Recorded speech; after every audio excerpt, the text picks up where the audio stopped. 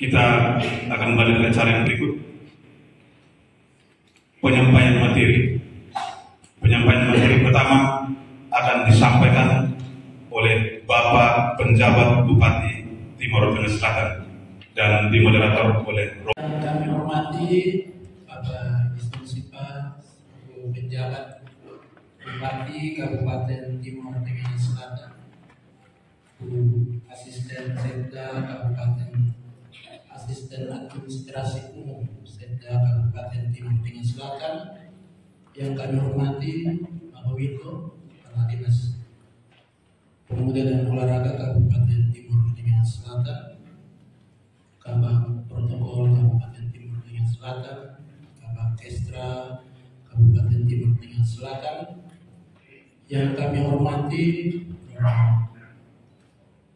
Sekjen Keuskupan Agung Kupang Romo Erik yang berkenan hadir, yang kami hormati Romo Herman Bunda Panda, dosen kristologi kami yang luar biasa, yang kami hormati, yang sudah lama tidak jumpa. Ini hari kita ketemu di Kota Dingin Sore. Selamat datang Romo. Yang kami hormati para imam, pastor paroki, pastor K, pastor wasi, pastor kapela. Yang kami hormati para pimpinan lembaga hidup bakti, para pater SVD, para misionaris Palarecia, para suster RVM, para suster CY, SSPS, dan frater CMM. Yang kami hormati para pengurus wilayah, pengurus OB, pengurus kapela, pengurus wasi, organisasi gerejawi, WGRI, Legio Maria, THS, THM, dan yang saya kasihi serta saya banggakan, kita sekalian umat yang mewakili dari paroki-paroki di wilayah Kabupaten Timor Tengah Selatan serta wasi, kita sekalian yang pada hari ini hadir dalam satu kegiatan yang sangat akbar dan mulia karena dilaksanakan di seluruh wilayah Indonesia untuk merayakan 100 tahun Konferensi Wali Gereja Indonesia. Mari kita berikan tepuk tangan. Pernyataan terkenal bahwa orang Katolik di Indonesia harus menjadi 100% orang Katolik, tapi juga 100% orang Indonesia. Oh, ini masih pintar-pintar. Karena itu kita juga di sini adalah orang Katolik Provinsi Nusa Tenggara Timur, juga adalah orang Katolik yang 100% orang Katolik, juga 100% orang Katolik di Kabupaten Timor Tengah Selatan. Setuju? Karena itu pada hari ini kita sekalian diajak untuk mencintai gereja, tapi juga mencintai tanah kita, mencintai Timor Tengah Selatan. Hari ini Bapak Ibu, di awal masa studi kita akan mendengarkan dari materi dari Bapak Penjabat Bupati Kabupaten Timor Tengah Selatan dengan tema Pemerintah dan Gereja Berjalan Bersama Membangun Masyarakat dan Umat di Kabupaten Timor Tengah Selatan. Saya banggakan Bapak Penjabat, bagi kami para imam yang berkarya di bidang pendidikan, bagi kami para imam, saya juga ada guru-guru yang berkarya di Yayasan Swastisari Keuskupan Agung Kupang. Bapak Penjabat atau yang kami kenal bilang Bapak Siba ini, mohon maaf, ini bukan orang baru. Ini bukan orang baru. Mari kita berikan tepuk tangan. Ya. Sebelum menjabat sebagai bupati, Bapak Siba adalah kami punya big boss di Dinas Pendidikan dan Kebudayaan Kabupaten Timor Tengah Selatan. Ya. yang Bapak Ibu selalu hadir dalam setiap acara pertemuan, rapat, kegiatan bersama dalam lingkup sekolah-sekolah Yayasan Swastisari Keuskupan Agung Kupang yang jumlahnya di TTS ini ada 42. Saya izin di Romo Ane dulu supaya saya sampaikan di Romo Ane. Ya. Jadi Bapak Sipa ini selalu hadir bersama kami, berjalan bersama sekolah-sekolah Yaswari. Ya. Karena itu kita berikan tepuk tangan sekali lagi. Bapak Sipa ini saya lihat semakin naik. Ya, semakin naik. Setelah Kepala Dinas Pemuda, Pendidikan dan Kebudayaan, Bapak menjadi Asisten Ekonomi Pembangunan Serdang Kabupaten Timur Tengah Selatan. Lalu lanjut lagi serta Sekretaris Daerah Kabupaten Timur Tengah Selatan, dan sekarang sebagai penjabat Bupati Kabupaten Timur Tengah Selatan. Insya Allah, mudah-mudahan saya stop di sini nanti bahaya. Ya. Selanjutnya waktu seluas-luasnya kami berikan kepada Bapak Sipa. Selanjutnya kami berikan kesempatan untuk membawakan materi. Terima kasih.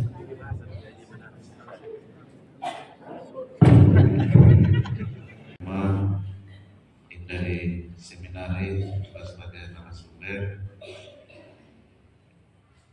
yang kami hormati para pastor se-Kabupaten Timur Tengah Selatan, yang kami hormati para frater, para suster, para umat atau peserta rapat KWI hari ini yang kami hormati dan kami kasihi, para ketua DPD se-Kabupaten Timur Tengah Selatan yang kami hormati, singkatnya semua yang hadir yang kami hormati dan kami kasihi. Yang pertama, terima kasih untuk undangan pada kami untuk bisa menghadiri kegiatan pagi ini. Sebuah kegiatan apa dalam rangka perayaan 100 tahun KWI tingkat Keuskupan Agung Kupang. Ini kegiatan yang luar biasa. Ini kita maju bersama, ya, berjalan bersama. 100 tahun KWI ini luar biasa, umur sudah mulai masih. Terima kasih Romo Sekjen, tentunya sama hormat kami kepada Yang Mulia Keuskup Agung Kupang yang dengan berbagai kegiatan dan melibatkan kami pemerintah. Karena itu kenapa tema besar kita maju bersama. Kami umur kami sebagai penjabat bupati baru 12 hari. Kami dilantik tanggal 16 Februari tahun 2024. Setelah tanggal 14 Februari, Pak Bupati dan Pak Wakil Bupati genap 5 tahun. Sudah harus berakhir pada tanggal 14 Februari. Untuk mengisi kevakuman agar tidak terjadi kevakuman di pemerintahan Kabupaten Timur Tengah Selatan, maka kami ditunjuk oleh Menteri Dalam Negeri sebagai penjabat Bupati Timur Tengah Selatan selama 1 tahun sampai dengan terpilihnya Bupati dan Wakil Bupati definitif tahun 2024 yang akan mulai di pemilihan direncanakan bulan November tahun 2024. Ada informasi mau dimajukan ke September, tetapi kita tetap mengikuti. Jadi masa kepemimpinan kami sampai dengan dilantiknya Bupati dan Wakil Bupati yang baru periode 2024-2029. Tapi dalam kerja kami sebagaimana apa yang disampaikan oleh moderator, ini teman baik kami selalu bersama dalam kegiatan. ya di bidang pendidikan, ya akan selalu bersama. Dan banyak hal yang kami buat bersama terkait dengan pendidikan. Ada satu hal yang luar biasa, yaitu pengelolaan dana BOS. Itu pengelolaannya luar biasa. Untuk honor-honornya, honor-honor guru, presentasi untuk pelajar negara itu disentralkan dan diberikan honornya sama, baik sekolah yang rombongan pelajarnya kecil maupun rombongan pelajar yang besar, yang saling memberikan saling melengkapi, sehingga honor-honornya sama. Kalau masih di yayasan yang lain masih ya, karena tergantung dari jumlah siswa, masih ada yang honor yang masih ada 150.000 per bulan, 250 per bulan, dan ada 500, sehingga ya aturan yang baru bahwa 20% itu harus 50%, 20 sampai 50% harus itu untuk pelajar pegawai, sehingga guru-guru punya kesejahteraan harus betul-betul diperhatikan sehingga bisa melaksanakan tugas dengan baik. Di sini karena jam 11.12 Bapak Penjabat Gubernur berkunjung ke TTS selama 2 hari ini dan besok. Nanti sekitar jam 11 jam 12 ada di SISO, di Puskesmas SISO untuk memberikan bantuan. Siangnya bergeser di lapangan apalagi dampak daerah lama, diberikan bantuan. Ada 4 kelurahan yang mendapat bantuan paket 1.000 paket dari Bapak Gubernur. Dan besok akan bergeser ada di beberapa kelurahan, ada kelurahan Monyul, ada kelurahan kota, ada juga pasar murah. Pasar murah yang beras bulog itu 11.500 per kilo. Jadi ini juga diberikan. Tapi kita akan memberikan pada mereka-mereka yang betul-betul layak diberikan. Tapi kalau yang penyanur itu kami selektif. Jadi itu harapan kami, dan kami berharap bahwa pasar murah ini semua bahan paket yang dibawa untuk pasar murah bisa terjual semua, tidak boleh bawa pulang ke Kupang. Ya, dan itu tolong sampaikan kepada keluarga yang layak mendapatkan mengikuti pasar murah dan yang sudah ada Kupang untuk mendapatkan paket bantuan dari Pak Gubernur bisa mengambil bagian. Kunjungan Bapak Penjabat Gubernur hari ini berpusat di kota. Besok beliau akan bermalam di Hotel Bahagia. Besok hari Kamis ada kegiatan juga memberi bantuan di Desa Bobo, lanjut ke Desa Polong Selatan, dan berakhir ke Kecamatan Balin untuk pengresmian dan penyerahan mesin penyuling air payung. Jadi Balin itu rata-rata airnya asin, sumber semua asin. Ini ada penyulingan, jadi kita bisa langsung minum air seperti aqua dan juga untuk yang lain. Jadi itu ini baru pertama di TTS. Jadi nanti besok akan diserahkan oleh Bapak Penjabat Gubernur. Baik, sesuai dengan tema kita, bahwa dalam peran pemerintah dalam kehidupan umat beragama di Kabupaten Timur Tengah Selatan. Ya, mungkin saya lanjut saja, mungkin saya berdiri. Ya, saya kira ini. Ya, ini secara administratif kita di Kabupaten Timur Tengah Selatan ini terdiri dari 32 kecamatan, 12 kelurahan, dan 296 desa. Dengan luas wilayah kita 3.995.556 km.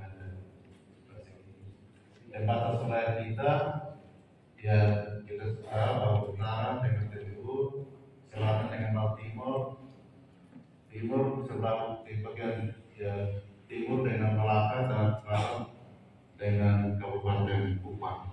75.346 orang. Kalau dilihat dari jumlah penduduk dari menurut agama dan kepercayaan, ini untuk Islam 10.670 orang atau 2,24% untuk Islam. Untuk Protestan 421.503 orang atau 88,69%. Dan Katolik 42.564 orang atau 8,95%. Dan untuk Hindu 250 orang 0,05%, Buddha 3 orang 0,001%, dan kepercayaan lainnya 276 orang 0,06%. Ini kepercayaan lainnya yang 276. Ini mungkin termasuk Konghucu. Oh iya, kita kepercayaan lain itu ada di Boti. Itu yang masih dari sulit tertinggal. Tetapi itulah, kita tidak bisa memaksakan. Dan ini kebebasan umat untuk bisa menganut kepercayaan, sehingga untuk di Boti ini masuk dalam kepercayaan lain. Ada 276 orang, 0,06%. Nah, ini terkait dengan forum kerukunan umat beragama. Memang dasar hukumnya ada SK Bupati nomor 155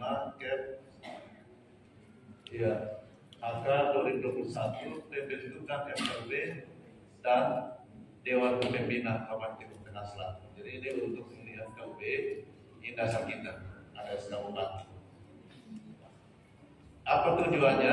Adalah untuk menciptakan kerukunan umat beragama.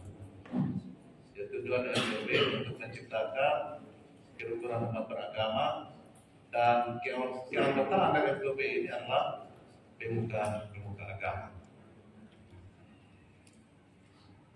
Tugas dari FKUB ini adalah sosialisasi peraturan dan kebijakan bidang keagamaan yang berkaitan dengan kerukunan beragama dan pemberdayaan umat.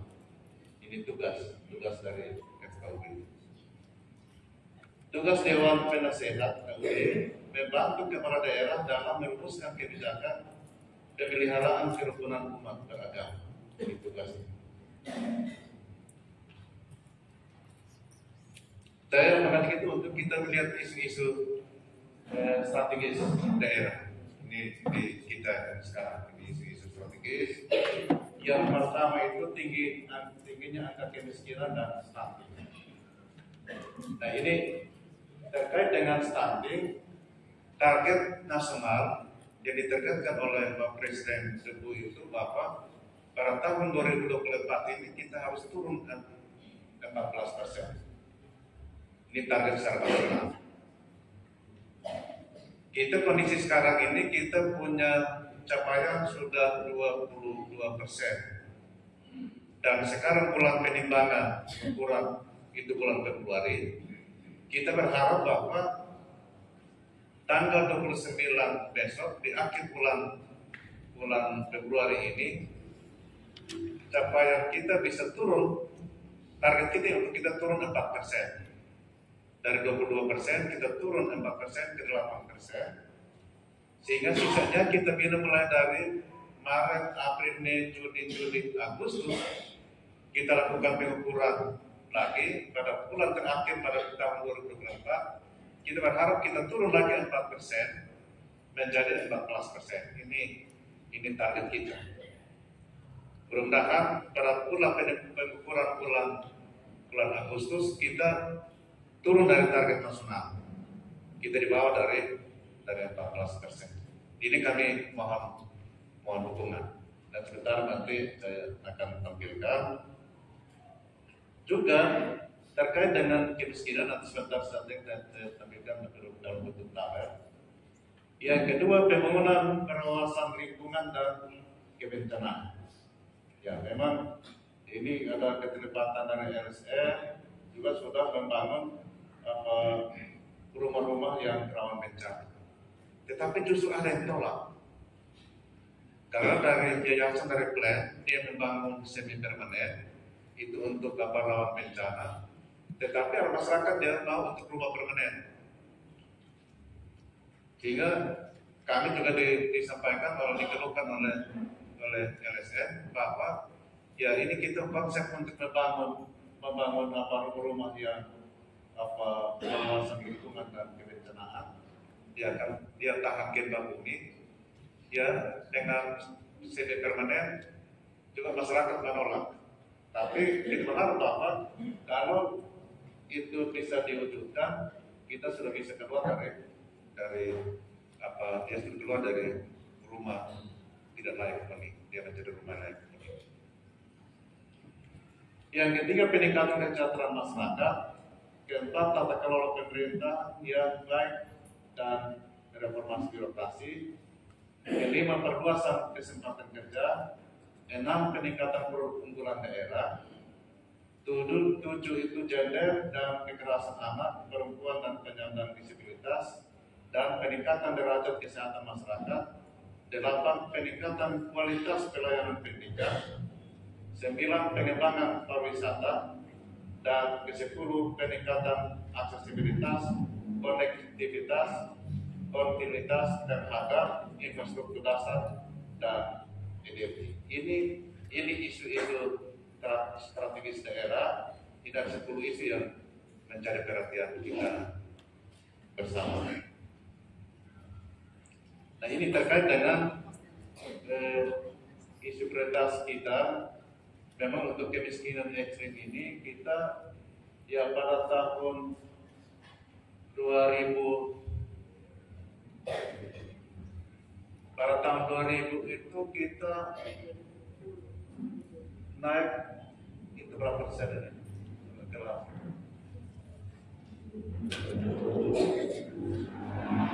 Iya. Pada tahun ini agak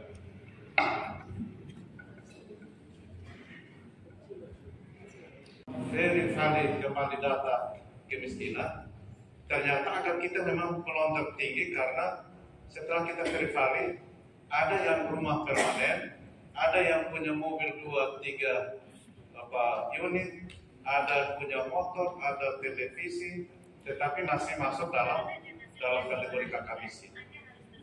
Ini yang kita verify kembali data ini sehingga kita pada tahun 2020 dan 2021 kita turun drastis, tidak turun drastis, dan itu yang membuat termasuk kita juga stunting juga kita turun drastis sehingga Bapak Presiden Jokowi berkenan berkunjung ke Timur Tengah Selatan karena waktu kita angka kemiskinan dan angka stunting tertinggi kedua di Indonesia.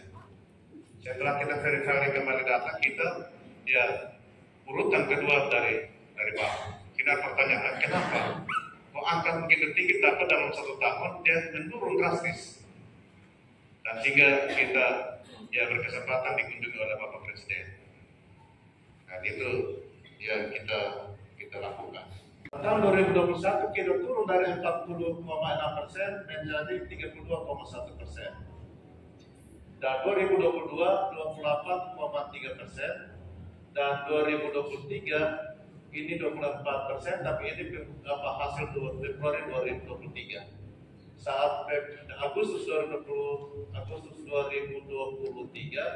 kita dari 24 ini sudah turun ke 22%. Ini yang tadi saya bilang dari 22% ini saya mau dukungan agar penimbangan Februari ini atau pengukuran Februari ini kita turun dari 22 ke 18 dan pada pengukuran bulan Agustus kita berharap kita turun 4 digit lagi, 4% menjadi 14% sesuai dengan target nasional.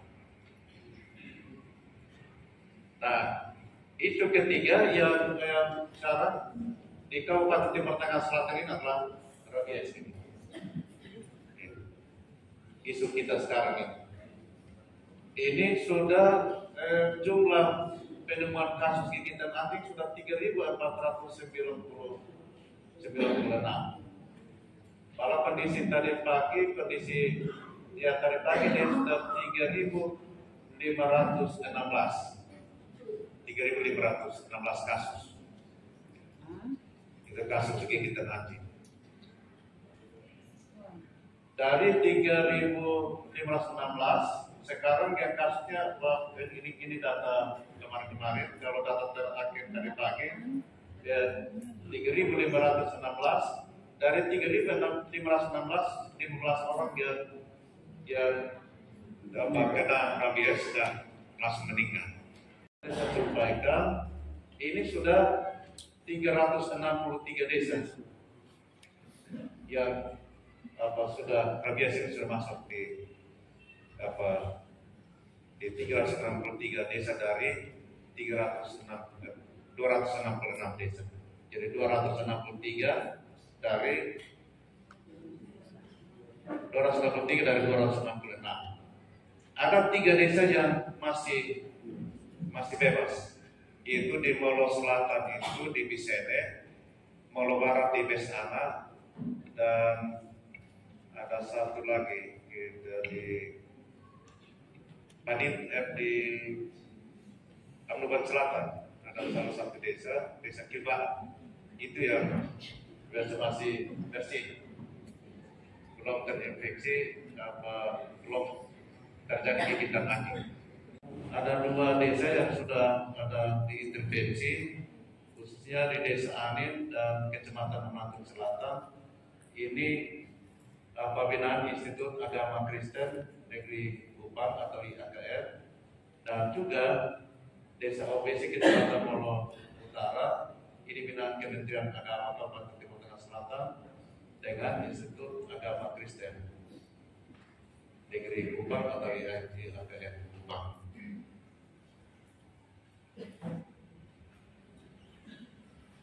Saya dapat gambarkan kepada kita juga terkait dengan data jumlah rumah ibadah.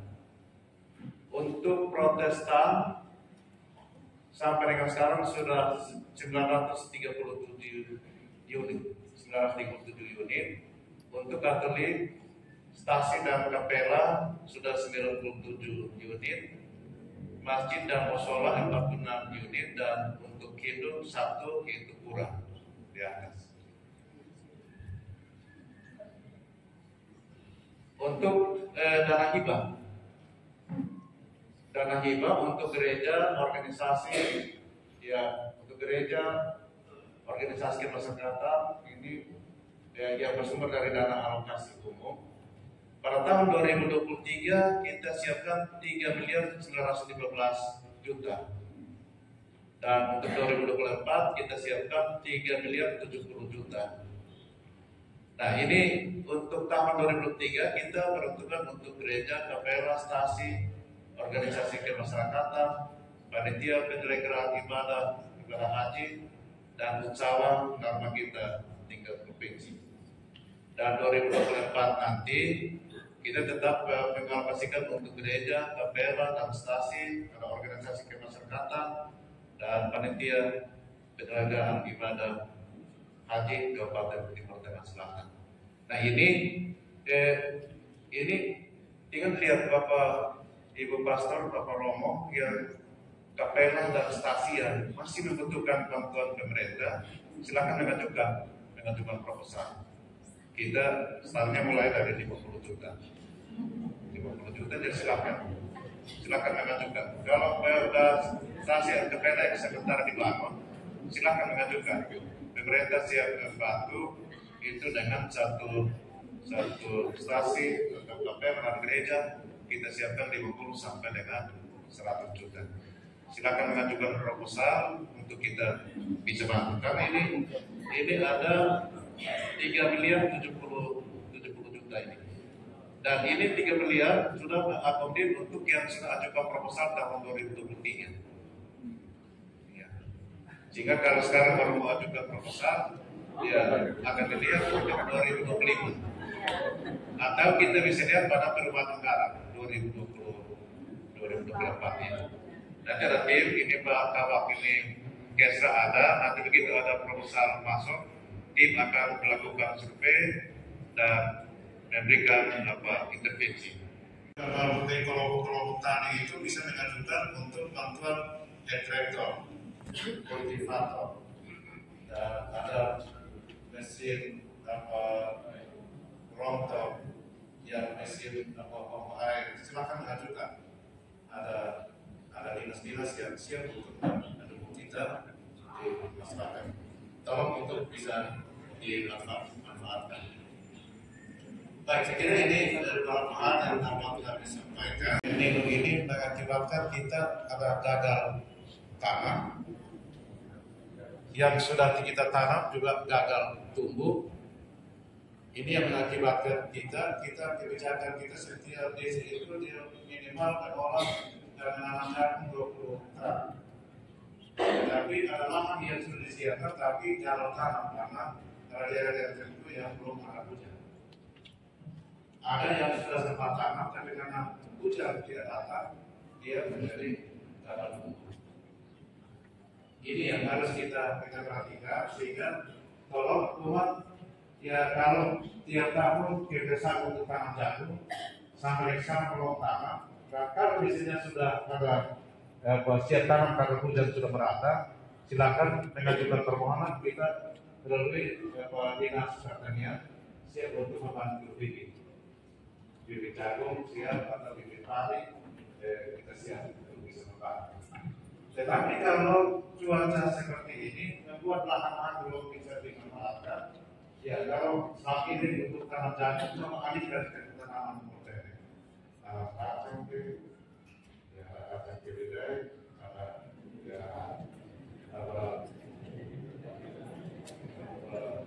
tanah, ya kacang serba. Itu harga, ya harga ini harga sekarang sudah bervariasi. Ada di daerah tertentu yang harga beras sudah melonjak sampai 21.000 per kilogram. Terusnya ada wilayah-wilayah tersebut, ada sampai di wilayah Kecamatan Numbena, khususnya di desa Tandetok. Di desa Tandetok ada satu dusun Monana. Mereka harus stok pangan itu pada bulan Oktober-November. Karena ketika musim hujan, akses jalan sudah tertutup karena satu-satunya jalan melewati dalam kali. Itu mereka harus akses kita 7-8 km. Kemarin beberapa mobil yang mengantar dari mobilnya stok beras dan bahan segala begitu sampai dalam kali dan di Indonesia ada banjir dan ya semua bahan-bahan yang diangkut oleh mobil semua terbawa banjir, juga mobil itu juga rusak total karena dari bahan naik. Ini sekarang mereka sudah harga sudah tembus 21 bahkan 22.000. Ini akan masih kita naik. Ya terkuat kondisi Januari sampai Februari kita sudah 4,5%. Akan disebabkan dengan yang namanya tahun gelap. Kita berada pada ya stok pangan tidak ada. Kalau stok yang impor dan tidak bisa diimpor ke sini, ya kita mau kita pegang uang tapi kita mau beli gimana? Tidak bisa. Kita pegang uang memang, dan mau beli beras tidak ada. Karena itu stok atau lumbung-lumbung pada setiap rumah itu mesti kita isi. Kita persiapkan selama 1 tahun. Sehingga yang pasar berjalan itu kita stokkan. Ya begitu panen mobil situ langsung muat antar supplier apel jual ke Kupang dan di mana-mana. Kita lupa untuk stok di lumbung kita masing-masing dan kita akan diperhadapkan dengan satu situasi yang memang sulit. Sekali lagi kita pegang muat tapi beras tidak ada.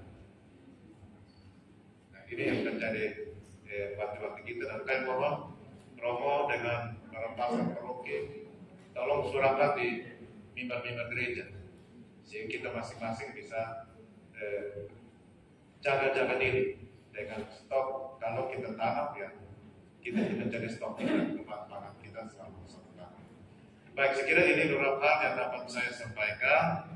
Kalau misalnya ada yang bisa mau ada bertanya, ya saya tidak sendiri, saya ada Ibu Asisten, dan ada Pak Kabar Kesra, ada Pak Kades Pemuda Olahraga, yang akan memberikan informasi kepada kita semua. Kita terminta karena kami harus menuju ke sisa untuk ketemu Bapak Penjabat. Saya penjabat gubernur tiba duluan dari tuan rumah. Iya. Baik, yang pertama dari Bapak Urbanus untuk kesulitan urus sertifikat. Ya mudah saja Bapak. Nanti cukup dengan kalau ya surat pelepasan hak atas tanah. Kalau itu sudah menjadi milik Kepala atau ya gereja, itu kalau masih lama proses sertifikat, cukup setelah pelepasan hak atas tanah, kepala desa membuat surat keterangan bahwa itu tanah yang betul-betul milik dari gereja, kapela, atau stasi. Itu cukup, itu dilampirkan sudah cukup. Itu sederhana. Terus harga sembako yang melonjak tinggi ini, ya memang standar harga bulog itu, ya kalau kita mencari agen, itu diambil dengan 10.250. Harus dijual maksimal dengan paling tinggi 11.500. Itu kalau dari beras bulog. Karena itu setelah kita coba operasi pasar, kenapa mereka naik harga tinggi? Karena suppliernya kasih harga mahal, ya mereka tambah sedikit. Contoh, ya tadi sampaikan bahwa saya tanya pertama beras yang agak kotor, yang bersih, dia 15.500, tapi dia beli dari supplier 15.000, saya hanya tambah 500 perak untuk dia jual. Nah, ini saya sampaikan di bulog itu terbuka bagi yang calon agen. Silahkan yang ada kios-kios itu mengajukan persyaratannya cukup dengan KTP dengan KK dan mendaftar ke bulog untuk dia didaftarkan sebagai agen. Nah, dia bisa ambil dengan 10.250 dan dia jual maksimal dengan harga 11.500 rupiah. Nah, ini memang ada pertanyaan. Sekarang kami sebagai agen, kami sudah mendapat izin dari bulog. Tetapi ketika kami ambil bulog masih mengatakan bahwa masih memerintahkan ini beras bantuan pemerintah. Karena bantuan pangan itu peraturan pemerintah. Jadi, tapi saya himbau supaya yang ada punya kios-kios ini silakan mendaftar di bulog sebagai agen. Jadi ambil dari kilo 10.250, datang dia distribusi kepada kios-kios yang ada di wilayah itu. Katakanlah di wilayah Eka, atau Nunukan Timur, ada di Butai, di Kalimantan Utara. Rencana di Pemda untuk atasi kelaparan. Ya memang sekarang ya ada paket bantuan ini sekarang nanti ini hari dan besok ada 1.000 paket bantuan dari pemerintah dan ada pasar murah itu strategi kita untuk mengantisipasi dengan beras cadangan pemerintah. Kita lihat ada gagal tanam di mana wilayah mana, ada gagal tumbuh di wilayah mana, kita dengan beras bantuan pemerintah kita melakukan distribusi di sana. Tahun ini untuk gagal tumbuh dan gagal panen ini ada 81.600 kilo yang diberikan bantuan. Diberikan bantuan itu bantuan pangan dan sementara didistribusi. Per kakak itu 10 kilo. Saya berharap bahwa kita jangan pasrah dengan bantuan. Kita jangan menunggu bantuan, tetapi kita manfaatkan potensi-potensi yang ada pada kita untuk kita bisa berdayakan. Katakanlah tadi saya bilang, kebun yang biasanya kita tanam jagung sudah selesai musim, ada yang mengatakan bahwa kalau sudah sempat hujan nanti tanah dingin sehingga jagung tidak jadi. Tapi jagung hibrida siap dia menyesuaikan dengan kondisi semua musim. Nah, kalau saat ini jagung lokal dengan jagung putih itu kita andalkan jagung lokal kita. Sekarang karena dengan cuaca begini, kalau belum sampai tanam, kita siap bantu dengan jagung hibrida. Kami kekurangan guru karena kita punya guru-guru negeri diperbantukan di sekolah-sekolah swasta. Sehingga kebijakan untuk menarik kemana semua guru-guru negeri dari sekolah swasta untuk menutup kekurangan yang ada di sekolah negeri. Ya.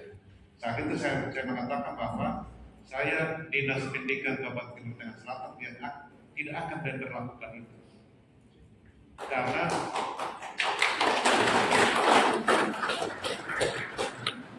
sebelum ada sekolah negeri, ada sekolah impres, yang ada itu adalah sekolah genit dengan sekolah dari yayasan Yaswari.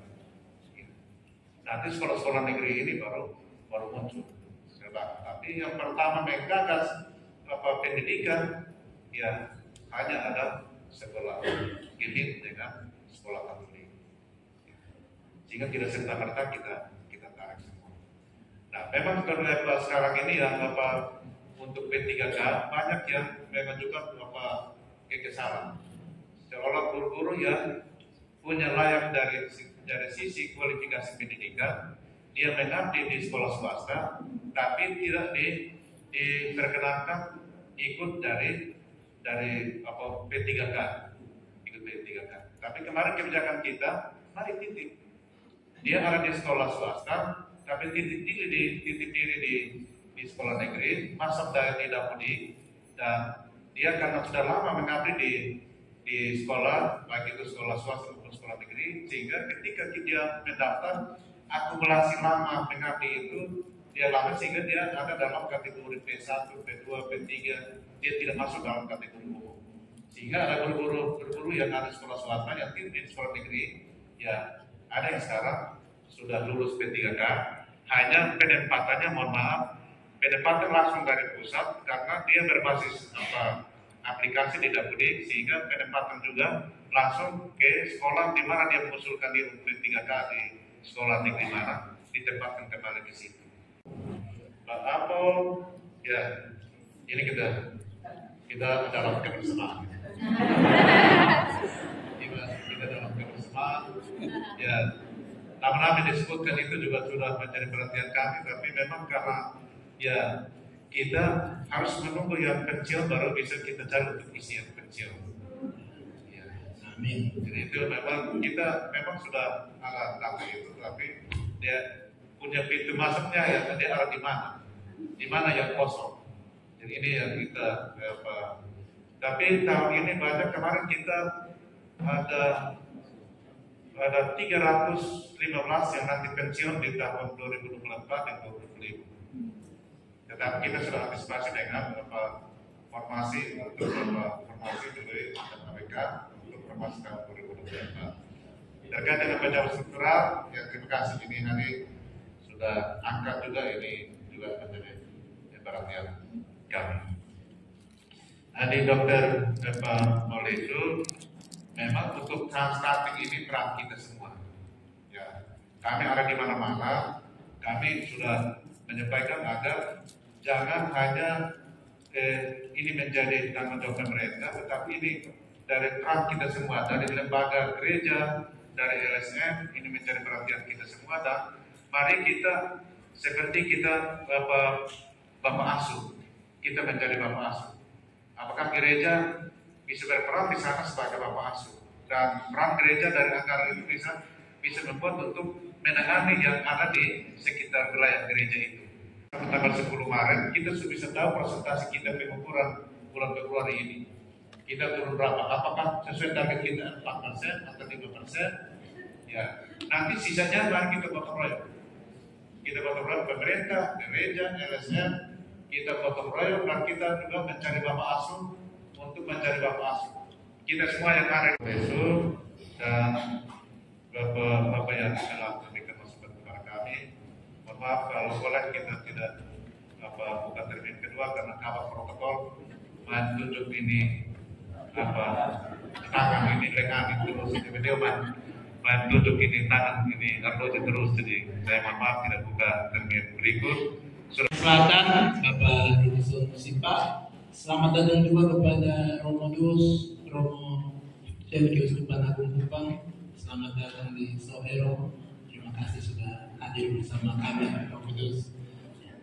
Bapak Ibu, berkaitan dengan tema kita pada hari ini, kita berterima kasih karena kita sudah mendapat pencerahan yang luar biasa tentang kondisi kita, isu-isu strategis di Kabupaten Timor Tengah Selatan. Saya tahu bahwa mungkin masih ada banyak masukan, banyak pertanyaan, banyak kekhawatiran di dalam diri kita masing-masing yang ingin kita sampaikan. Tetapi sebagai orang Katolik kita punya satu kekuatan, yaitu beriman. Ya. Jadi walaupun tadi Bapak bilang nanti kelaparan, tapi kita beriman Tuhan akan memberkati kita sekalian. Amin. Tapi pada hari ini Bapak Penjabat mengatakan bahwa pemerintah itu tetap berjalan bersama gereja. Jadi kapela-kapela yang mau bangun ini buat proposal. Ya.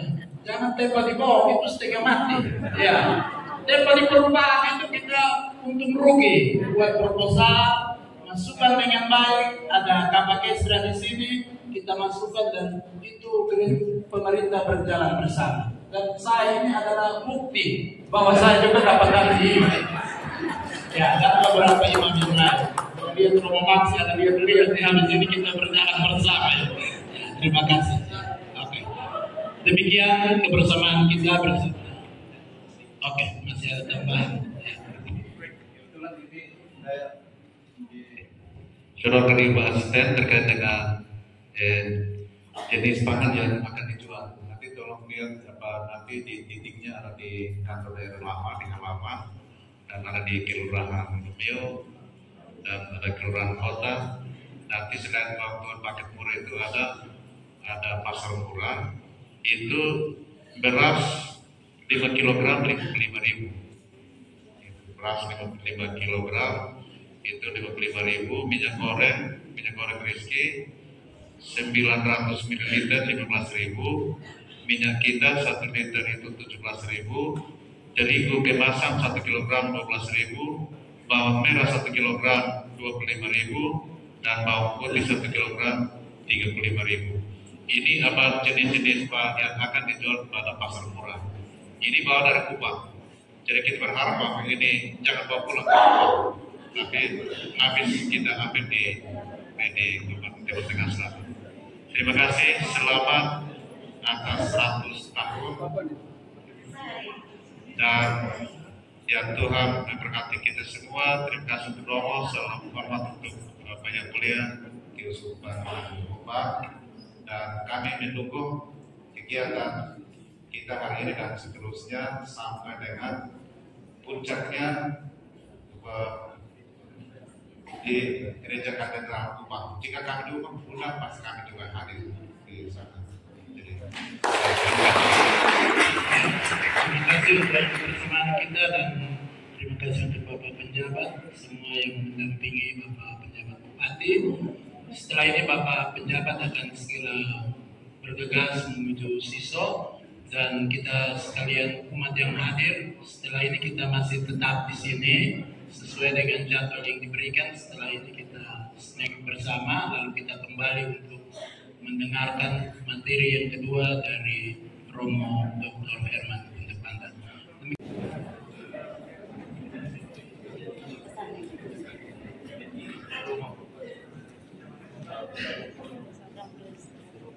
Salam.